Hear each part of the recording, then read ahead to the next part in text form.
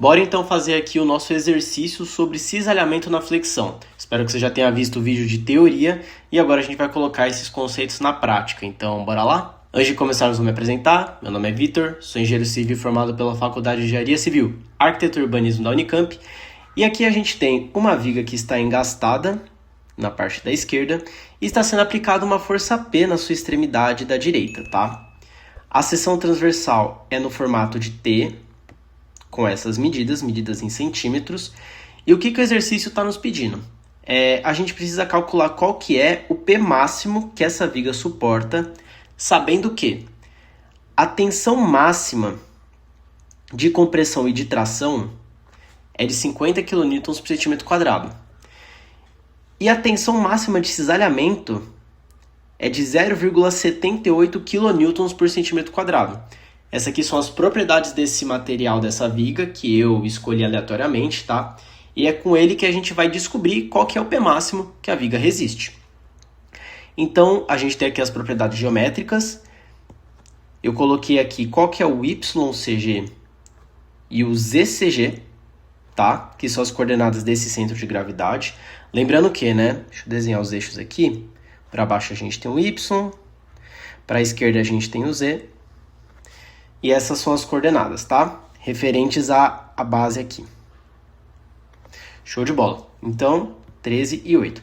A área da nossa seção T é 128 centímetros quadrados e o momento de inércia em Z, 4.650,66 centímetros a quarta. Vamos lá.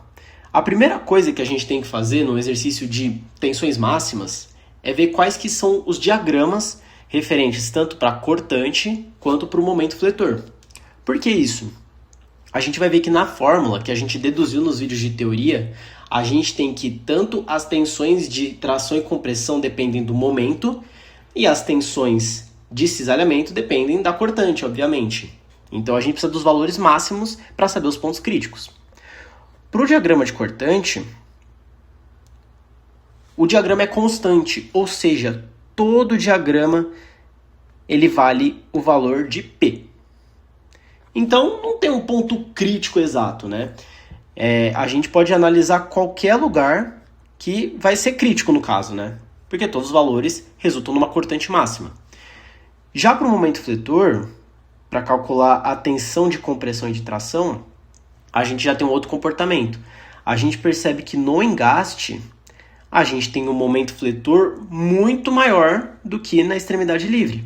Na extremidade livre o momento é zero, então nesse ponto não vai ter tensões de compressão e de tração atuando. Mas aqui vai ter sim, na extremidade da esquerda, no engaste. E o momento aqui vale 300 vezes P. Lembrando que 300 é o braço de alavanca e o P é a nossa força. E como a gente quer os maiores valores de momento, a gente vai analisar o engaste, que é o nosso ponto crítico. Vamos lá, agora a gente tem que analisar as tensões. Vamos começar vendo as tensões devido ao momento fletor, tá? Então, a gente tem aqui a fórmula da tensão referente ao momento em uma direção. A gente está tratando aqui a flexão simples, em que a gente só tem momento em uma direção, que é o momento MZ. Nesse caso, né, como é uma flexão simples, a gente tem que o MY é zero e não tem força normal aplicada, também é zero. Então aqui, se a gente analisar o desenho da esquerda, o que a gente tem, né? A nossa seção transversal, a gente tem o diagrama de tração e de compressão, tá? E como não existe força normal atuando, não existe uma força externa axial atuando, o que a gente viu no vídeo de teoria de flexão simples? Que a linha neutra vai sempre passar pelo CG, tá? Se a força normal fosse diferente de zero, essa linha neutra seria deslocada e não passaria pelo CG. Então, como passa pelo CG, a gente sabe que nesse ponto aqui a tensão é zero. E aí, olhando aqui, né, para essa figura, o que a gente consegue avaliar? Que os maiores valores de tensão vão ocorrer nas extremidades. Na parte de cima, em que a gente vai ter o maior valor de tração, e na parte de baixo, nas fibras inferiores, a gente vai ter o maior valor de compressão. Ah, como é que eu sei que embaixo está comprimindo e a parte de cima está tracionando?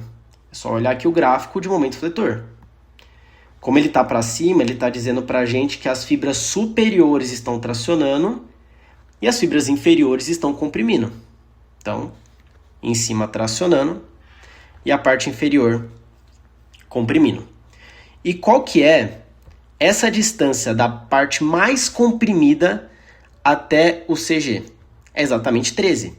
Por que é 13? É o nosso centro de gravidade em Y. Essa altura aqui é esse 13, tá bom? Show de bola. E aí, vamos substituir na nossa equação de tensão devido ao momento. Qual sinal que a gente vai escolher? A gente vai escolher o sinal positivo ou negativo. Nesse caso vai ser o negativo. Por que vai ser o negativo? Porque o nosso eixo Y ele aponta para baixo, sempre aponta para baixo, só que a tração não está embaixo, a tração está em cima. Então, se o Y aponta para o lado e a tração aponta para o outro lado, é sinal negativo. Eu também comentei isso no vídeo de teoria de flexão simples. 300p é o nosso momento. O Y é igual a 13. Ele é o nosso ponto da seção transversal mais distante do CG, que é esse aqui. Ah, eu poderia analisar esse ponto aqui em cima? Poderia analisar, é o ponto que está com a maior tração. Só que como a resistência de tração é a mesma de compressão, já que no enunciado está falando que o módulo da tensão é 50, tanto faz, eu tenho que analisar só o caso mais crítico entre a compressão e a tração. E como eu sei que a compressão é muito maior, porque está mais distante do CG, então eu vou analisar só a compressão. Então eu escolhi aqui usar o Y igual a mais 13, e o momento de inércia, que é o 4.650. Aqui em cima está errado, tá? Aqui é IZ. Boa. Show de bola.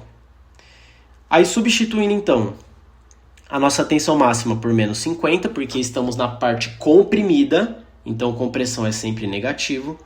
A gente vai resolver essa inequação aqui e vamos chegar que o P máximo que essa viga suporta é de 59,624 kN. Então, se tiver uma força de 60, por exemplo, a nossa viga não vai resistir à compressão. Nesse caso, a nossa viga vai colapsar, certo? Beleza. Agora que a gente viu as tensões de flexão, vamos para as tensões de cisalhamento. A gente viu na aula de teoria que a fórmula do cisalhamento, da tensão de cisalhamento, é dada por Vx, que é a nossa cortante, vezes o momento estático do ponto que a gente vai analisando, dividido pela base, vezes o momento de inércia. Show de bola. Vamos analisar aqui na esquerda como que é a distribuição de tensões de cisalhamento. Então, a gente descobriu que quanto mais próximo do CG, maior é o nosso cisalhamento. Por que isso? Porque aumenta o nosso momento estático, tá? Quanto mais próximo do CG, maior o nosso momento estático. Eu provei isso no vídeo de teoria. Então, a gente quer analisar o ponto crítico, que é o CG. O comportamento vai ter essa carinha aqui, tá? E aí, a grande questão é que a gente já tem o cisalhamento, que a gente sabe que o cisalhamento é P. A gente já tem a base. Qual a base que a gente vai escolher? A gente vai escolher a base 4 ou vai escolher a base 16? Base 4, que é a mais crítica. Então, B igual a 4. E o momento de inércia em Z a gente já tem, ó, tá aqui em cima, inclusive, que é o 4.650. Falta descobrir o momento estático, que geralmente é o que causa mais dúvida, né, quando a gente está resolvendo esse exercício. Cálculo do momento de inércia, do momento estático, perdão, sabendo que o CG é o ponto crítico.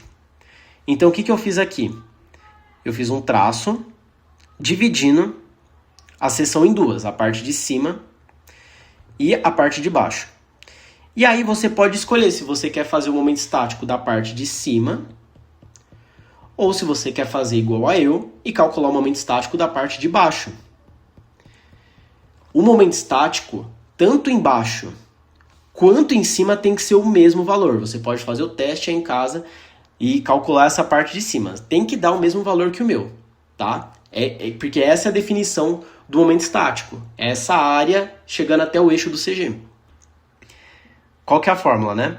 O momento estático, ele é dado pela integral entre o ponto y1 que nesse caso vale 0, porque a distância do CG até o ponto que está sendo analisado, então é 0, até y2, que é a outra extremidade, que nesse caso vale 13. Então está indo de 0 até 13. E a integral de y vezes ds, sendo ds igual a base vezes dy. Show? Então a gente vai substituir o ds por base vezes dy, substituindo a base por 4, e aí é só resolver a integral. Então a gente integrou aqui, a gente chegou em 4y² sobre 2, que está indo de 13 até 0. E aí cálculo 1, né? Só resolver essa conta, e a gente vai chegar no momento estático de 338 centímetros ao cubo. E aí acabou o exercício, porque é só substituir os valores na nossa equação de cisalhamento, da tensão de cisalhamento. A gente tem que o nosso tal máximo é 0,78, e aqui sempre positivo, tá? E aí ele tem que ser superior ao valor da nossa tensão real, né? Se a nossa tensão for maior que a limite, a gente está colapsando a viga. E assim a gente chega que o P máximo que a nossa viga suporta é de 42,93 kN para tensão de cisalhamento. E aí, qual que é o P máximo então que a nossa viga aguenta? A gente viu que para a flexão aguenta alguma coisa, para o cisalhamento aguenta outra coisa. A gente vai pegar o menor valor entre as duas, que é o que eu fiz aqui embaixo. Então, conclusão. Para a flexão a gente chegou num P menor que 59,62 e para o cisalhamento a gente chegou em um P menor que 42,93. Então, o P máximo que a nossa viga aguenta é 42,929 kN. Ufa, foi isso. Espero que você tenha entendido, que você tenha gostado. Deixe seu gostei, se inscreva no canal, comente o que você quer ver aqui para eu trazer para vocês. E no mais é isso. Até mais.